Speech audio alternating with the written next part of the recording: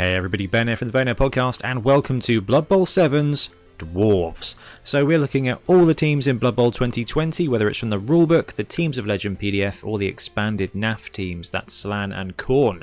And we are putting together some of our favourite rosters for Blood Bowl 7s. So Blood Bowl 7s is a quick play variant of Blood Bowl played with a smaller team on a smaller pitch in a much smaller time frame. It is straight up my favourite way to play Blood Bowl because you can get a game done in about 45 minutes. If you want to know more about 7s, you can watch our intro video to 7s or watch one of our full seasons of Blood Bowl 7s games. Now, they were using the Blood Bowl 2016 rule set rather than the 2020 rule set, but it will definitely give you a very good idea of what 7s is all about. Anyway, like I said, we're going to look at some of our favourite rosters for 7s, so let's have a look at Dwarves.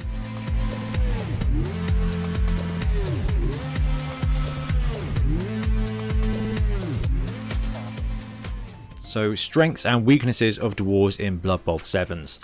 The runners are not bad. So, movement 6, sure hands, and they've got armor 9+ as well. Their passing ability is reduced these days at passing 4+, so they're not going to be throwing things around, but you know, apart from the odd different dwarf coach, that was never really the game plan anyway. So those runners are so good because they are one skill away from being fantastic runners. So generally speaking, they get block and then you end up with another blitzer. So dwarf rosters, while they have only 2 blitzers kind of rostered, runners quickly become those extra blitzers, and at movement 6 they are the fastest player on the team.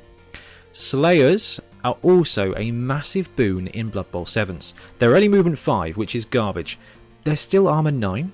They're agility 4+, so they're not going to be doing most of the ball handling, but the beautiful thing about them is they've got frenzy and they've got block. So frenzy is kind of a tier 2 combat skill, but when you are in 7s, you are realistically going to get 1 blitz a turn and maybe a couple of blocks. If one of those blocks is actually 2, i.e. via frenzy, you are going to be netting some combat ability, and because these guys start with block, you don't need to spend any skills on them. You can take that skill, and you're not going to get very many skills in 7s, and put it on another player. Make one of your runners another blitzer, for example, with block, or give somebody guard, and then your Slayer is going to be 2-die blocking twice per turn with block, and that is going to cause some serious casualties. Okay, weaknesses of dwarfs, which will surprise none of you here. They are slow. So the dwarf lineman, or the dwarf blocker lineman I think it's called, is only movement 4. Now, it starts with block, tackle, thick skull and armor 75. So they are invincible, however they are kinda slow at movement 4. And where you can only take 4 positionals, because everybody else on a 7s team has to be a lineman except 0 to 4 positionals, it means that the overall speed of the dwarf team is going to be a little bit short. Slayers, blitzers, movement 5, runners, movement 6, that is as fast as you're going. So that classic kind of dwarf cage starts at a disadvantage here because there is no line of slaughter. So you don't get those opening blocks. What you have to do is maneuver them. Now, the good thing about dwarves in 7s is each one of those little dudes is going to be making 1-die blocks very profitably. So you're going to end up with a slow but potentially unstoppable cage. And on defense, dwarves are really good. You use the blockers up front. It's going to take your opponent some serious activations to move one of them aside, and then you've got some faster players with your runners, with the blitzers or the slayers in the backfield playing linebacker, and they do a pretty good job of that.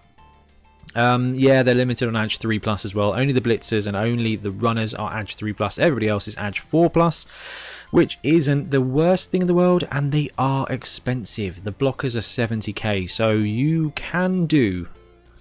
you can get 4 positionals almost every time, but you will be stuck if you're going to try and go reroll on positional, and the chances of having a bench are a little bit limited as well with dwarves. But because of their high armor and combat skills, they're not often going to need them. So while dwarves are at a disadvantage because they lose that opening block sequence with the line of scrimmage being gone, and they've got lower movement, you can think they're not going to be quite strong. But guys, everybody hates dwarves because they're really strong. In 7s, they're fair, and that's what makes them fun. Good dwarf coaches are going to be all about positioning. And in 7s, it is all about positioning. So good dwarf coaches are going to be just fine.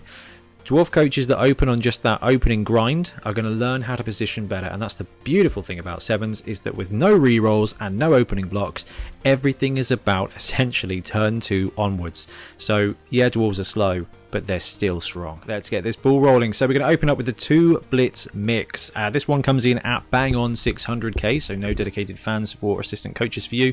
2 Blitzers, 1 runner, 1 Slayer, 3 blockers, and you end up with a frustrating amount of cash. So let's talk about this straight off the bat. You can take an apothecary, or you can take 5 assistant coaches.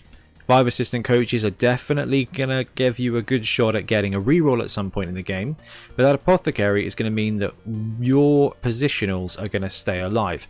So the strength of this roster: 2 blitzers, movement 5, block and armor 1,000,000. 1 runner, we've already talked about that, the sure hands there, being your ball carrier. So be aware, you've got 3 Ag 3+ players. Everybody else is Ag 4 here. The Slayer is going to be important as a removal piece, and you've got 3 blockers who do a superb job of just blocking. So that apothecary versus the assistant coach is going to be really interesting, and it's going to be down to you as a coach to decide, really. I like the apothecary in this one because it's going to keep your Slayer alive, it's going to keep your runner alive, and both of those are really important. Slayer is going to be really good on defense and a kind of selective removal piece, and the runner is that sure hands is going to be really effective twice per game. Skills wise, you're tier 1, so you're not likely to get very many skills, and they are probably going to be primary. So what you can do is spend one of your skills on a primary to get a reroll from leader with the runner. You can do that, or you can just take block on him. You really would love guard on one of your blitzers, because that's going to combo well with the other blitzer, but it's also going to combo really well with that Slayer, who's going to be able to frenzy blitz.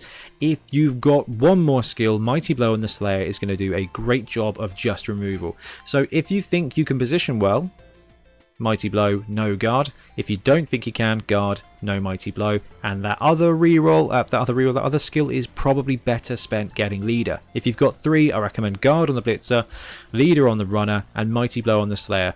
That way you've got good strength, good removal, and an actual reroll. And we're going to shake it up ever so slightly here. So max combat build comes in at 560. That means you're left with 40k over, not enough to get an apothecary, but 4 assistant coaches is going to put you in a pretty decent spot to get a reroll on one of the kickoff results. So 2 blitzers and 2 slayers backed up with 3 blockers. So very similar to the previous roster. Downside, you've got 1 less Ag 3+ player, and you do not have sure hands, and you do not have the ability to take a reroll on leader. But what you do have is 2 blitzers, 2 troll slayers there to go around and support. So blitzer guard, then you're just in a fantastic place to block the heck out of your opponent, and you are going to win the attrition battle when you are throwing multiple blocks when you've got all that armor as well. So this is going to give you a great way to combat almost any roster ever. The other thing you can do, depending on the cost, doesn't even matter, you can drop a blitzer and take the runner for that sure hands and leader potential. Then it's basically the same as the roster on the other page, except you are using 2 slayers instead of that extra 2 blitzers. It's interesting. I do like this one. This one's going to be a brawl. You're going to struggle with a bit of ball handling probably, and the fact you miss out sure hands and you miss out leader is going to hurt, but you get a second troll slayer instead, and you've still got 4 coaching points there to win the kickoff rolls. This is going to be tough. If you block well, you're going to do this all right. If you can pick up the ball randomly, it's going to go okay. More consistency, probably the first roster. But you can get a reroll in there, but you just don't get to choose anything else. So all line, reroll, 590k, 7 blockers and a reroll. That is everything. That reroll is going to have to make up for the fact that you have no agility 3+, and everybody being movement 4 is going to be very difficult. The only advantage I can see from this roster is that it's quite entertaining, and you can claim the all lineman roster kind of build. You've got to chuck a couple of guard on there, your blockers are going to be good to go. Now they do have general access, so you can just put sure hands on somebody, but it is going to cost you one of your skills, and we had to do it. So the the roller bad choices roster comes in at 590. You get 6 blockers and a death roller. So depending on which dwarf team you like, I've got the Punga one here that I've just printed. A little bit small. I think I need to print it a bit bigger. You can end up with the roller. Now it's going to be great fun for one drive, and in 7s, if you kick first, it's going to be a real tough gig to stop your opponent scoring potentially, which means that Death Roller's not going to be around for very long. Death Rollers absolutely thrive on the line of scrimmage, and there isn't one in 7s. So it is a bad choice roster, but if you are a Death Roller fan, I salute you. I am unabashedly jazzed up about playing Dwarves at the moment, and it is probably because of the Punga team, and it's the Grebo team, and the Fanath team. Like, the Dwarf build, the Dwarf miniatures look fantastic. And let's face it, this Games Workshop one in the background is not bad either. They're not flashy when it comes to 7s. They don't have that agility. They feel almost tier 2, and I love a good tier 2 challenge, right? So I actually think Dwarves in 7s, they're going to win. Okay, let's say you're having a 5-day tournament. They're going to win. They're going to go 3-1-1. They're going to lose to a fluky elf team, and they're going to bash their way through 3 teams, and they're going to grind out against one other mid-rank team. Okay, they're going to go 3-1-1 in a 5-game tournament.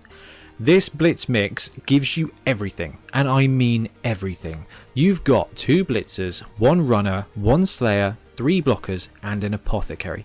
The reason you take that Apothecary is to keep one of your other guys alive. So you take Leader on the Runner, you've got that Apothecary to make sure he sticks around. You put Mighty Blow on the Slayer, you use the Apothecary to make sure he sticks around, and then you put Guard on one of your Blitzers to be a support piece. And that Apothecary can come in handy. Now, these guys have all got thick skull and very good armor as well, so that Apothecary can feel wasted.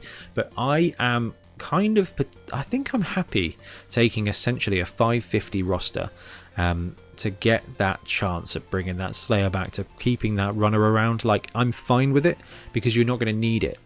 The only other thing I can think of to do with Dwarves is to kind of drop one of your positionals and take a 4th blocker to get that tackle grid on the line, but I don't think it's beneficial enough. I think that movement 5 Blitzer is going to play a reasonable job of being your 4th spread lineman, or you just go 3 blockers on your line with Blitzers in the flank, Slayer in the reserve, and the Runner in reserve, and just play really solid defense.